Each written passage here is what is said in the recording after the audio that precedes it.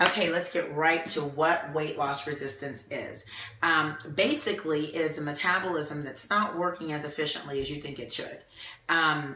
You should be able to lose weight. It should not be this huge struggle. You should be able to move and manipulate diet and get weight loss and get fat loss. What I find with clients is that they'll come to my husband or I and have tried everything and have trainers telling them they're not working out hard enough, or they're lying about their diet, or they're not being restrictive enough, they're not paleo enough, they're not low carb enough, they're not doing enough cardio. You know, it's you're not doing enough. And so they come to us and it's like, I'm stuck and I don't have the time to be on the treadmill 2 hours a day, or, you know, and I want to enjoy food. And what do you recommend? And why do you think I'm having such a hard time losing? And so what we find is there are metabolic blocking factors. And I encountered this personally because of how my metabolism has changed over time and the things I started refusing in my own life and wouldn't be willing to do. I wouldn't be willing to do them any longer personally or with clients.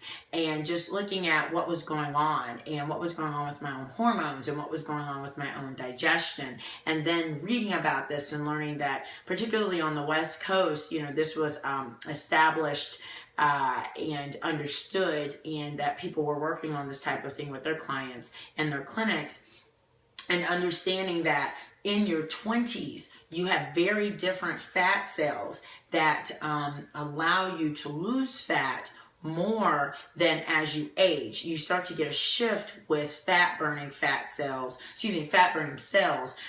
in the body as you age and you get past that 30, milestone and you get a little bit older. There's that. The other thing is that there's issues with gut flora. And there was a great study that came out 2012, 2013 around the kinds of gut bacteria that people have that are leaner versus people who struggle more with their weight. All this to say, it's a lot harder than, girl, you ain't, working out hard enough. You need to cut down on what you're eating, and you need to move more.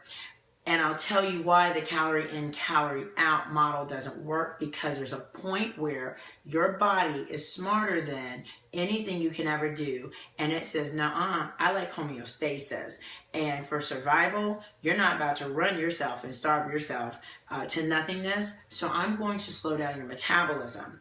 And your set point changes, your set point weight changes, and your body has figured out how to down-regulate your metabolism, so it's way harder for you to lose weight than it ever was. So the tricks and the tips that you were able to manipulate all those times you lost weight previously and in your 20s, when you get to like 35 and 40, let's see how long you can stay in the gym and how little you can eat. And I personally encountered this as well as a number of things that started to kind of fall apart physically, and realized I did what I was taught to do and told to do, and it doesn't work as a long-term solution. And so this is what weight loss resistance is about. Now, I said this video was going to be more about emotional eating, but I do want to keep each video shorter. So I'm going to consider this video a focus on weight loss resistance defined, and I'm going to go right into, well, how does emotional eating play into that? Okay, but I want to go over the topics we're going to discuss. The different areas that can cause weight loss resistance. Emotional eating and food addiction, which track with brain balancing or neurotransmitter imbalances. Hormone imbalances, which is a huge player. So if you don't have a lot of time, maybe skip to that one. Food sensitivity and food addiction, which I see all the time with clients. And then yeast and gut issues.